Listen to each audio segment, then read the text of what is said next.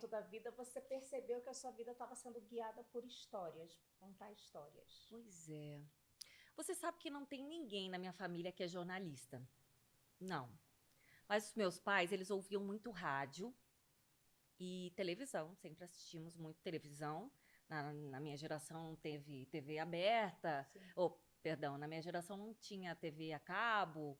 Era sempre TV aberta. Então, né, a gente consumia esses programas. 2, 3 canais, poucos canais também. Exatamente. Então, fazia muito parte do nosso entretenimento, né? Sim.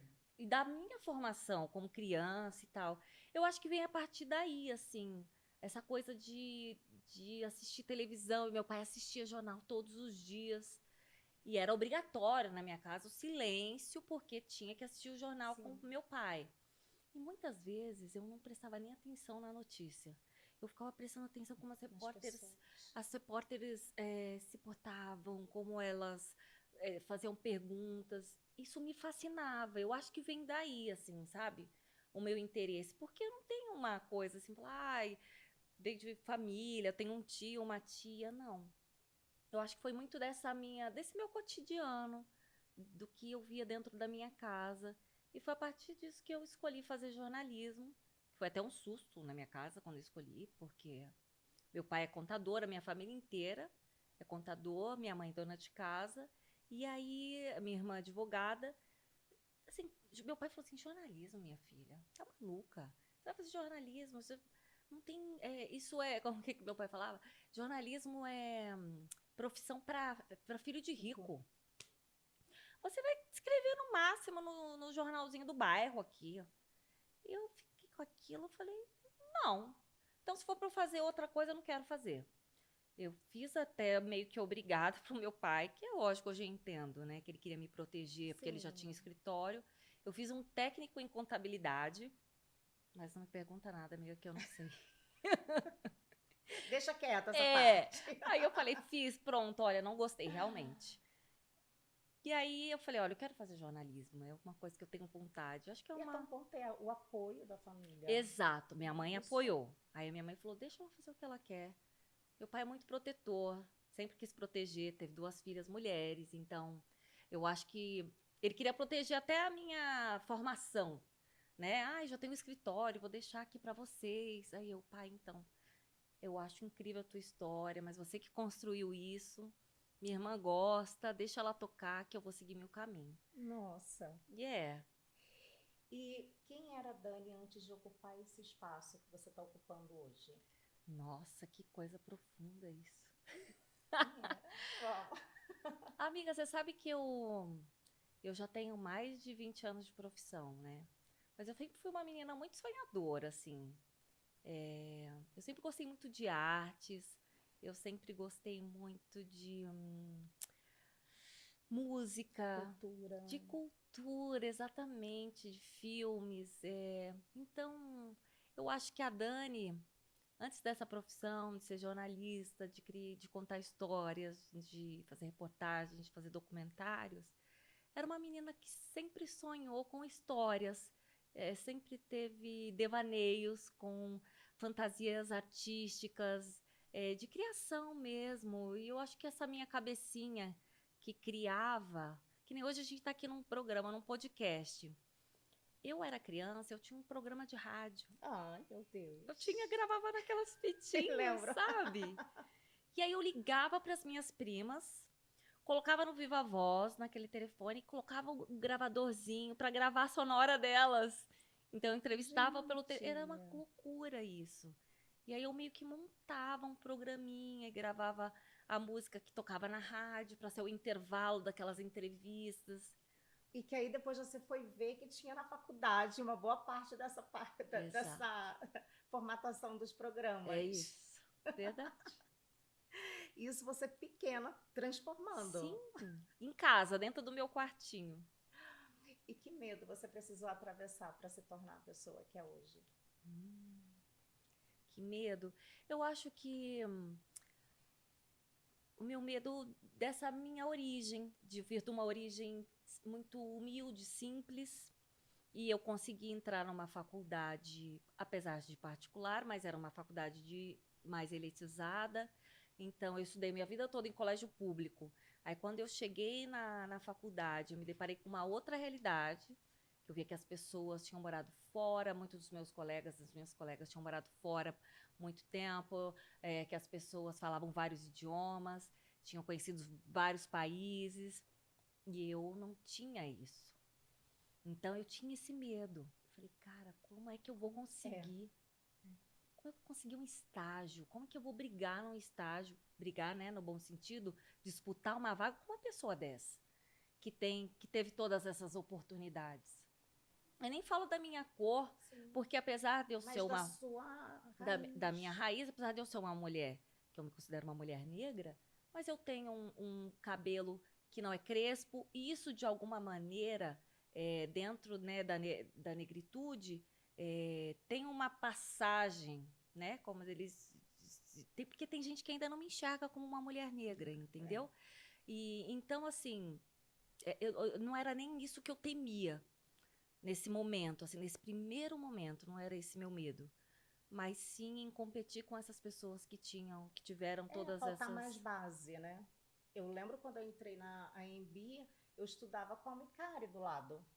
Então, via a Daniela Albuquerque, a Micari, passando, eu falava, meu Deus, que lugar que eu tô? É isso. Todo mundo muito elitizado, Exato. muito fora do que eu tinha sido criada. Uhum. E você está num ambiente... o vocabulário das pessoas muito diferente do que eu estava acostumada, Exato. a forma de se expressar, a forma de tudo.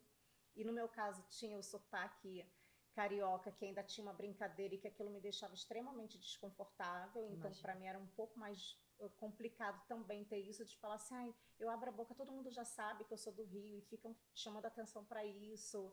Como que eu me coloco nesse ambiente? A gente fica um pouco perdida para... Se você está no seu ambiente, é de um jeito, mesmo que seja uma coisa nova, um estudo. É isso. Agora, quando é um ambiente totalmente diferente, com as pessoas que têm uma outra base, e você fica tentando, a sensação é que está sempre faltando. Exato.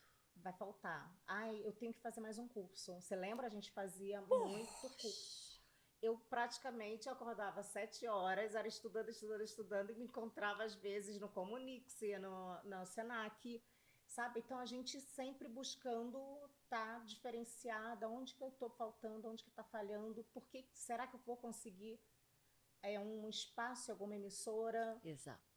Com o que eu tenho, né? Nunca se acha pronta. Essa parte de ver negro também, né? Ver pessoas de origem mais humilde e negro, raríssimas pessoas. Sabe, hoje quando eu vejo a reportagem, um repórter negro, uma repórter com black, do que a gente estudou, que era proibido, a gente tinha que estar com o cabelo, a voz tinha que estar bem posicionada, Exato. sem sotaque, tinha que ser limpo, o cabelo tinha que ser alinhado, não podia ter cabelo comprido, por isso, por aquilo. Imagina um black. Quando eu vejo, eu falo assim, nossa, que quebra que teve, graças a Deus. Então, como que essas pessoas conseguiram entrar no espaço, ou porque outras pessoas permitiram também, vieram abrindo o caminho, e elas podem trabalhar com o cabelo delas. Ser quem elas são, né, amiga? Se o cara é gay, ninguém tá nem aí. Exato. E antes eu ficava assim, nossa, imagina se esse cara entrasse lá no Senac. O que não ia falar? Não, tá desmunhecando, não tá assim, tá assado. E a pessoa, ela poderia perder grandes oportunidades. E hoje a gente viu que isso foi quebrado. Que bom. Então, nossa, quando eu vejo as reportagens, eu vejo qualquer coisa que foge daquilo que a gente foi, né, que era obrigatório a gente seguir, o padrão que tinha que seguir, eu falo, nossa, como teria sido mais fácil para mim, porque eu achava que ia ser sempre impossível me encaixar, por conta de cabelo, por conta de sotaque, por conta de N fatores, e hoje está mais aberto isso. Amém, Senhor. Amém, Senhor, e que a gente tenha coragem sempre para enfrentar esses medos, porque a gente está aqui hoje. Sim. Né? Sim. E como nasceu o Glória? Então, o Glória vem muito desse lugar que a gente está falando, né? De identificação, de entender a ancestralidade, as suas raízes. Eu fui convidada para fazer parte de um coletivo, um grupo de jornalistas que começou aqui em São Paulo, fundado por 2 jornalistas negras, que é a Cris Guterres e a Letícia Vidica, que é um grupo chamado Herdeiras de Glória Maria. Ah, eu assisti, eu vi algumas coisas. Eu vi a parte que você chama também, alguns. Sim, exato. E esse grupo começou como um grupo no WhatsApp de mulheres negras ali, jornalistas, trocando informação. Aí a gente começou a marcar jantares, porque por muito tempo éramos únicas nos lugares, né? Então, criou-se ali uma rede de apoio, de afeto e de curtição. Vamos sair, vamos curtir, vamos nos apoiar e nos celebrar. Só que esse grupo foi crescendo. Hoje nós somos em quase 100 jornalistas. E ali são redatoras, diretoras, repórteres, apresentadoras de todos os veículos, impresso, TV, rádio e internet. E a gente leva o nome de Glória porque a Glória foi... Ela abriu, né? A desbravadora. Ela é um grande farol, uma grande luz. E se nós estamos aqui hoje é porque ela existiu antes. Então, essa mulher tem uma importância muito grande. E eu ali, dentro desse grupo, né? E isso foi... A Glória era sempre um nome muito recorrente que nós gostaríamos de trazer para os nossos encontros. Porque esse grupo existe antes mesmo dela falecer. Só que ela ficou doente e a gente não deu tempo. Ela soube do nosso grupo, mas não deu tempo dela vir celebrar conosco e saber exato do que era esse grupo, né? O Herdeiras de Glória.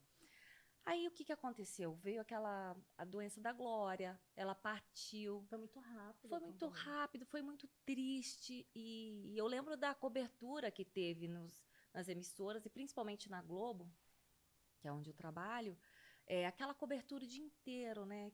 E aí aqueles arquivos todos passando, os depoimentos, muita coisa, mais de 50 anos de trabalho, de história que essa mulher tinha. E aí eu falei assim, gente, isso daqui dá um filme. Essa história dá um documentário, dá uma série com várias. Você ficou descobrindo qual era a idade dela, não? Eu descobri, amiga. Mas eu tenho um pacto com Glória. Tá bom. Não conto. Não conto pra ninguém. Alguém tem que saber, amiga. Mas não conto. Vai ter que deixar em testamento. Ela não queria. O nome eu vou deixar para não sei quem. Deixar lá em testamento. Ela não queria. Porque não. Pra ela, tempo era tempo. Então, não dava essa importância. Ela não queria. Então, eu falei, não conto. Meu Deus, eu quis contar a história dela. A gente revirou a vida. Então, vemos os documentos, os passaportes. Lá, né? Descobrimos a casa onde ela nasceu. O colegial, né?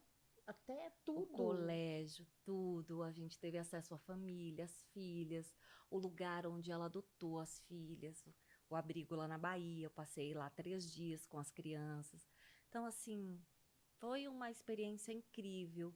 E, assim, esse documentário foi feito por muitas mãos, né? Então, eu dividi direção com o Paulinho Sampaio, que é um cara que trabalhou com Glória há muito tempo, Luiz Costa Júnior, que foi um outro produtor, parceiro da Glória, que viajava pelo Globo Repórter com ela por muitos anos, né? A Fátima Batista também, um pessoal que já conhecia a Glória. Eu tive um único encontro com Glória, porque eu sou da Globo de São Paulo, e a Glória é do Rio.